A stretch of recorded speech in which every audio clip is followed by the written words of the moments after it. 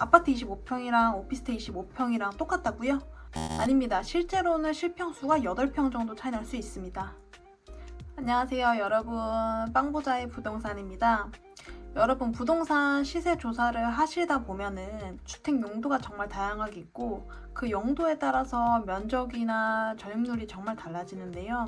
그것을 용도에 따라서 어떻게 봐야 되고 어떤 식으로 구분해야 되는지 잘 헷갈리실 것 같아서 오늘은 주택에 대한 용도 구분과 그 용도에 맞게 어떤 차이점이 있는지, 그리고 또 헷갈리는 부분에 대해서 한번 분석해 보도록 하겠습니다. 경매에서 제일 중요한 건 아무래도 손품이니까 손품을 하시기 전에 내가 들어가고자 하는 용도를 먼저 보시고 그 다음 손품을 하시는 게 순서에 맞습니다. 그럼 이제 알아보도록 할까요? 첫 번째로는 이제 다가구랑 다세대의 차이점인데요.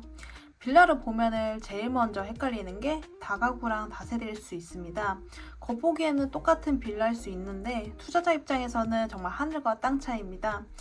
쉽게 설명을 드리면은 다가구는 이제 피자를 비유했을 때 피자 한 판이 다 내 거라고 봐주시면 될 것 같아요. 건물 전체 주인이 딱 한 명이 셈이고 내가 이거를 경매로 낙찰을 받으려면 피자 한 판을 통째로 사야 됩니다.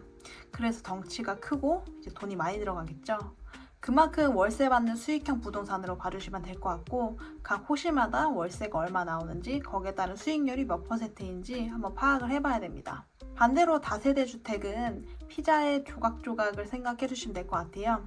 101호의 주인, 201호의 주인이 다 다른 것처럼 경매로 소액 투자는 빌라로도 많이 보시는데 이 빌라에서 다세대 주택을 보시면 됩니다.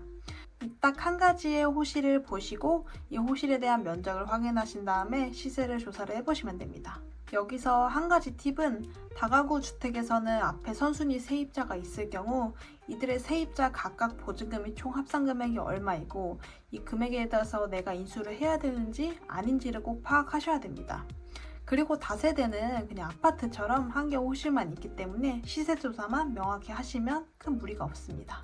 자, 두 번째는 요즘에 역세권에 정말 많이 보이게 되는 이제 나홀로 아파트처럼 보이는 도시형 생활주택과 이제 오피스텔입니다. 여기서 차이점은 도시형 생활주택은 줄여서 요즘 도생이라고도 하는데요.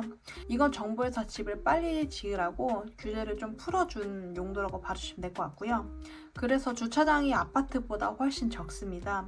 밤늦게 퇴근하면 주차 공간이 없어서 실소유자 입장에서는 조금 어려운 부분이 있고요. 경매 낙찰받기 전에 주차 대수를 꼭 확인해 보셔야 됩니다.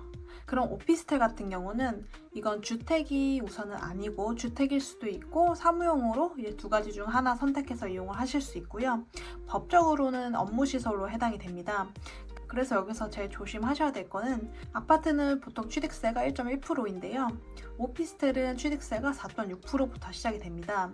다만 이제 아파트처럼 이제 오피스텔 몇 채당 취득세가 더 늘어나진 않지만 기본적인 아파트 취득세보다는 높기 때문에 오피스텔 같은 경우는 취득세가 4.6%인 거를 미리 계산을 하셔서 입찰가를 한번 미리 조정을 해보셔야 될 필요도 있고요. 자, 이제 제일 중요한 거는 아무래도 면적인데요. 면적은 이제 공급 면적 또는 계약 면적, 분양 면적, 전용 면적 많이 들어보셨을 거예요. 여기서 저희가 제일 중요하게 봐야 될 점은 전용 면적인데요.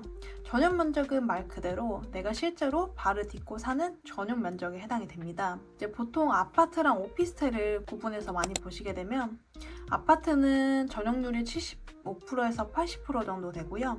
25평형 아파트 기준으로 실평수가 18평에서 20평까지 나올 수도 있고 오피스텔 같은 경우는 전용률이 50% 정도 나오게 됩니다. 말 그대로 똑같은 25평형대라고 해도 아파트일 경우는 실평수가 18평일 수도 있고요. 오피스텔 같은 경우는 실평수가 12평 정도 될 수도 있다는 겁니다. 그렇기 때문에 만약에 공급 면적이 두 개 똑같은 25평이라고 해도 전용률이 두 가지가 다르기 때문에 실제 내가 사용할 수 있는 평수가 작아져서 이것을 꼭 구분을 하셔 보셔야 됩니다. 면적을 보기 전에 이 용도가 오피스텔인지 아파트인지 거기에 따라서 전용률을 확인을 하시고 실제 전용 평수가 몇 평인지를 확인하셔서 시세조사를 먼저 들어가 보셔야 됩니다. 경매나 공매를 시세조사 하실 때 요즘에는 아무래도 주택이 규제가 많이 심하다 보니까 오피스텔을 많이 알아보게 되시는데요.